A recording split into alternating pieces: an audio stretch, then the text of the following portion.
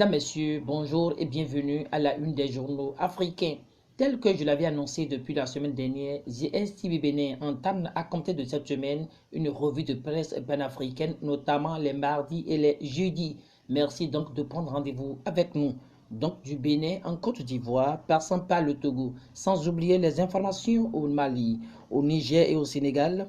GSTV Bénin vous tient en haleine pour le compte de ce mardi, pour une revue de presse panafricaine. Merci donc de nous suivre. Comme je l'avais annoncé, cette revue de presse commence par le Bénin, dont les actualités tournent autour de la présidentielle de 2021 et le parrainage. En la matière, Matin Libre prend la tête et signale qu'impopulaire, Talon rempile la promesse de mandat unique non tenue. À celle-ci, le quotidien du Bar Tito à Cotonou ajoute que l'accord avec la coalition de la rupture a été violé. Patrice Talon, un cheval partant, non surprenant, s'exclame Info Matin. À son tour, le matinal se demande celui qui sera le vice-président de Patrice Talon, dont la candidature ne fait plus l'ombre d'aucun doute. Sans répondre, l'Audace Info signale qu'ayant constaté l'obstruction antidémocratique pour bloquer les Béninois de choisir librement leur président en 2021, le professeur Frédéric Joël Aïvo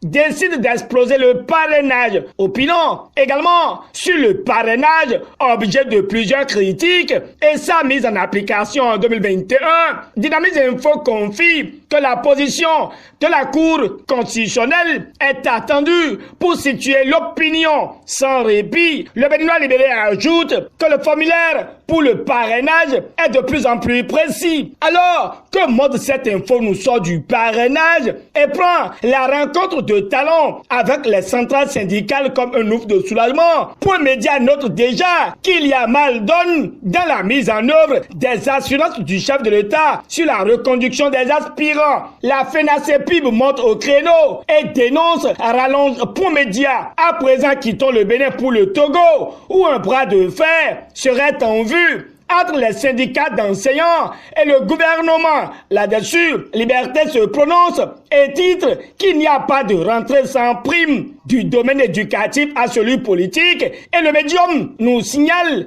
que Faure Gnassingbé fixe les ambitions du gouvernement. Atopani observe la nomination du Premier ministre et la formation du gouvernement, puis se demande si Faure et Sodima Gnassingbé demeurent la clé de voûte du régime présidentiel togolais. Sortant du Togo, le jour nous conduit en Côte d'Ivoire avec son titre afférent à la présidentielle dans ce pays. Ouattara lance sa campagne à l'américaine à Bouaké le vendredi, écrit le Canard, avec tout le show que prépare le RHDP, mais se fondant sur le meeting de lancement de la désobéissance civile samedi dernier en Côte d'Ivoire. Le nouveau réveil se demande si nous tendons vers un boycott du scrutin Ouattara. Tour à tour, les messages de Afi N'Guessan à Montano, Mabri Touakes et autres membres de l'opposition qui se réjouissent de cette mobilisation extraordinaire malgré les attaques, les entraves et le déploiement des blindés. Toujours en Côte d'Ivoire, et l'héritage a constaté